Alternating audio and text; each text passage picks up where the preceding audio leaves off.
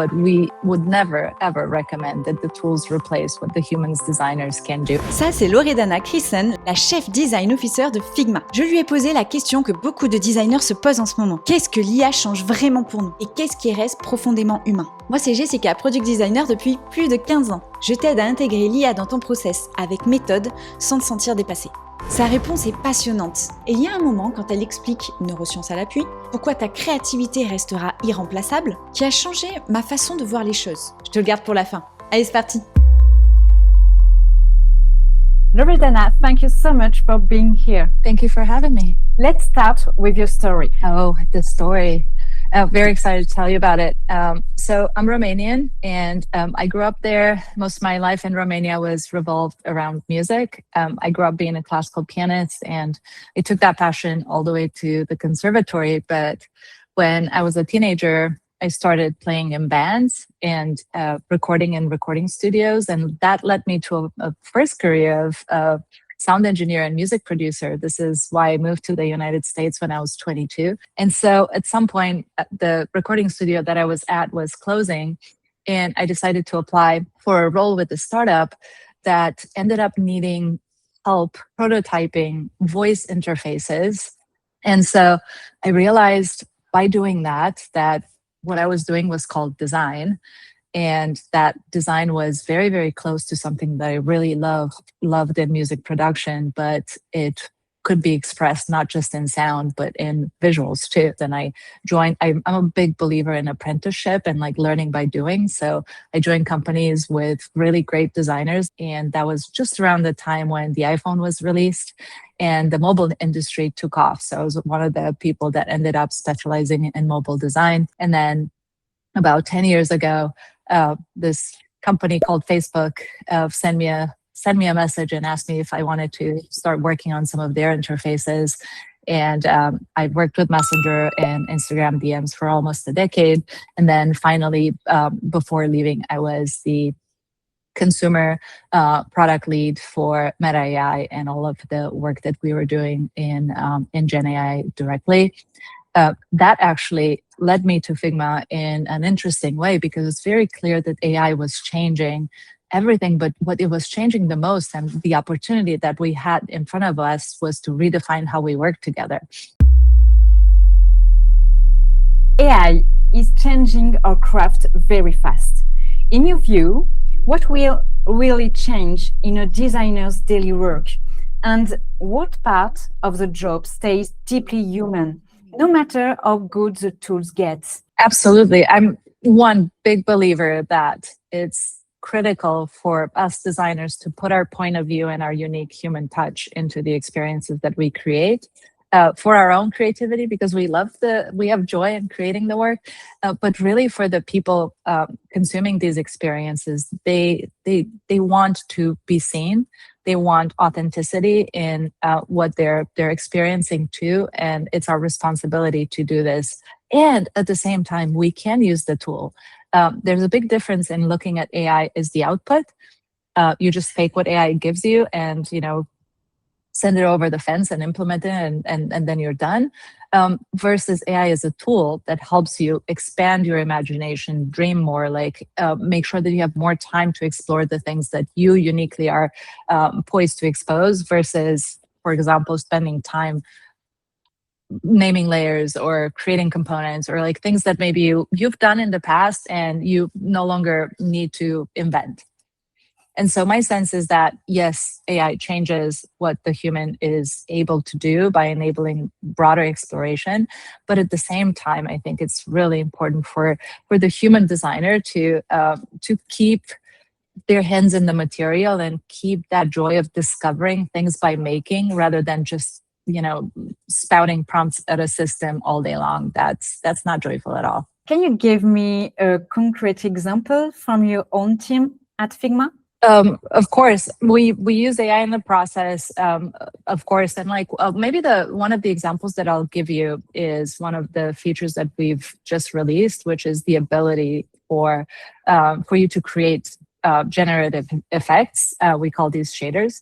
So as an example, what a shader is, the liquid glass in your that we have in Figma is an example of shader. So the idea of like developing with materials, with light, materiality, like creates this expectation in a user that's both physical, like I know how to touch that object and how it would feel, but also emotional. There's a big difference between concrete and velvet and like how you'd approach something, right?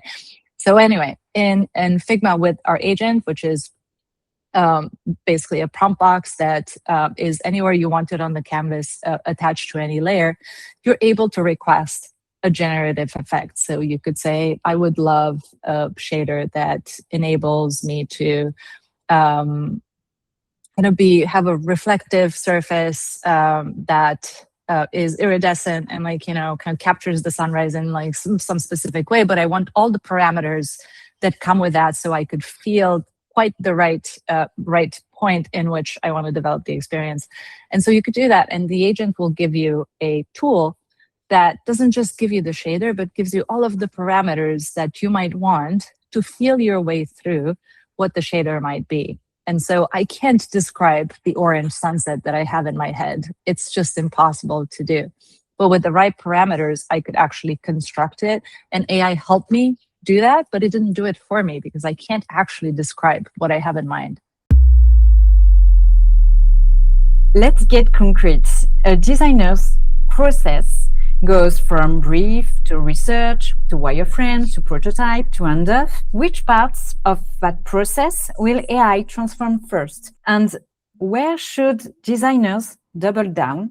Because that's where real value lives. My sense is that AI is transforming the process across the board. On the one hand, it's not as linear anymore. You could do some discovery at the beginning, and AI is just so helpful with synthesis, where before maybe it would take a long time to research what your customers might want and like many different platforms to actually get to that. In Figma with the agent, you could just connect your user research repository, you could use web search, you could basically pull in all of the information and get your brief. Basically, AI can help you structure your brief, can help you discover all of the things that inform the next step. And then from there, you generally will want to put some ideas on the page. And one thing that we know cognitively is that the first few ideas that we have are the most obvious ones. They're the ones you don't want to use, but you can't get to the idea number 6 until you've gone through 1, 2, 3, 4, 5. So this is why it's really important to explore many ideas. This is why design is informed through critique and like people pushing on like what's possible. And so AI can help you there as well, because it could help you explore variations. It could help you explore layouts in a way that maybe would have taken you longer, and you might not have the time and the deadline, that's looming. You might make you just go with the first or second thing that you thought about. So that's another place where it's really important. And sometimes you might want to start exploring directly in code. This is why we brought code layers to the canvas, because sometimes you want to work with data, sometimes you want to work with interactivity, depending on your goal. Like the material that you use just has to suit your goal. So that process of, design then prototype is not always linear in that direction. Sometimes you prototype and then you decide like what you want to finesse in terms of the experience. And then you could take it all the way to production. This is why we brought the ability for Make on the desktop app of Figma to work with your local code base, because we know that designers oftentimes want to implement like their UI in exactly the way that they've imagined it. And there's always been a great collaboration between designers and developers. And with Figma's Dev Mode, we've always tried to make that handoff more and more effective. But there's a version of the world where there's no handoff and the designer is able to do the work all the way to production. And we want to make sure that they're able and empowered to do that too.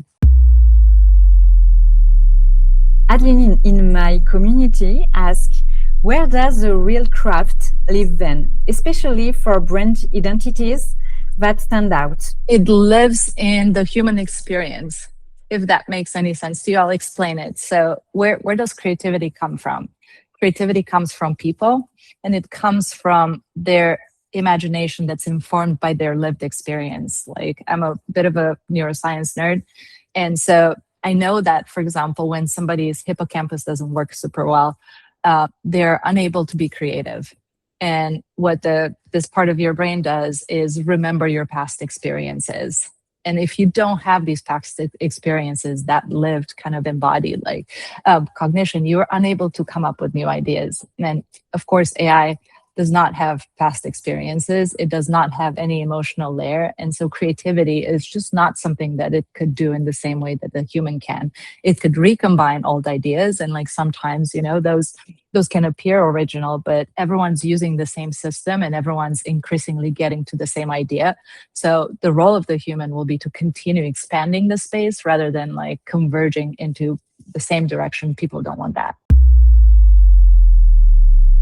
At Config this year, you announced Motion Code Layers, the new design agent. For a project designer watching us right now, what is the one change that matters most? And what is the vision behind this new, more intelligent canvas? Yeah, the idea is that you have all of the materials that you might want to work with, just as a painter is trying to, have many different brushes for like whatever it is that they're trying to create. A single brush or just like 2 or 3 will not work for a professional painter. We know that for designers, increasingly more materials are what enables them to bring these experiences to life. And so design layers will always be important, but code layers are increasingly important to specify interactivity and like work with data. And then from there, animation is one of the areas that oftentimes designers just love to explore and implement, but it's the first thing that gets cut in production, either because you bump into a team that's running against a deadline, or they don't know exactly how to implement things. It's just a little bit hard to translate different systems into a production animation. With Figma, you actually have motion part of your design system and directly shippable into your product via MCP with agents. And the agent can help you set it up from the get-go. You don't need to be a specialist in motion in order to use motion in Figma. So what I'd say for the designers, embrace all of these materials and explore with them to see where they take you, because great technology isn't about just helping you do what you're already doing faster. It's really about expanding all of the things that you could come up with in the first place.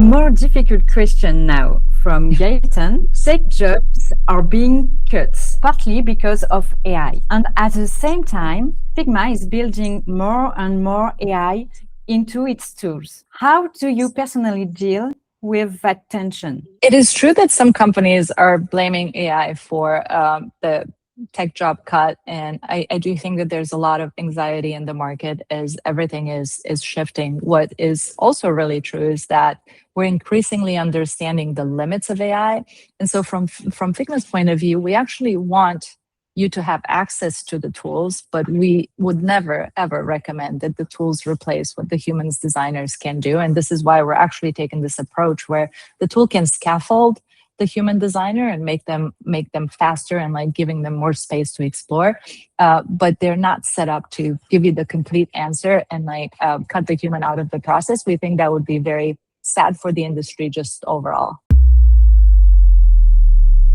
Last question. Many designers watching us feel a bit lost or afraid of being left behind. Where should they start with AI? And what would you tell someone who feels overwhelmed right now? Yeah, one of the things, approaches that we've taken with AI that's more interesting in Figma is that when you come into a file, you could actually see the conversations that your teammates have had with AI in the same file. And that is actually a very gentle way to discover what AI can do for you and like how different people are pushing the limits. One of the problems with AI so far has been that everyone's kind of in their own space and learning on their own, and the discovery is very difficult to facilitate, which means that individuals become kind of faster. Some individuals become faster and feel like they're going ahead. Some individuals feel like they're left behind, but the collective team isn't always getting any faster or any better. So it's really important for this, why we believe so much in collaboration, and anything that we are building is an artifact that's shared by the team. So I'd say explore the tools, but also share with others, bring them into your shared environment so that best practices could start developing in a way that makes the entire team better. Loredana, thank you so much for your time and your generosity. It's a real pleasure. Likewise. To everyone watching, all the links are in the description. See you in the next video. Thank you. See you soon. Thank you. Alors, ce moment que je t'avais promis. Loredana explique que notre créativité vient de nos expériences vécues, de notre mémoire, de nos émotions. Et l'IA, elle, n'a ni passé ni émotion pour l'instant. Elle peut recombiner ce qui existe. Mais c'est à nous, humains, d'élargir le champ des possibles. Autrement dit, l'IA ne te remplace pas. Elle déplace ta valeur ailleurs. Et apprendre à la mettre au bon endroit dans ton process, c'est exactement ce que je prépare pour la rentrée de septembre. Le lien pour rejoindre la liste d'attente est juste dans la description. Et toi, quelle partie tu ne confierais jamais à l'IA? Dis-moi en commentaire et j'aimerais bien qu'on puisse échanger là-dessus ensemble. En tout cas, si tu as aimé la vidéo, abonne-toi et je te dis à très vite.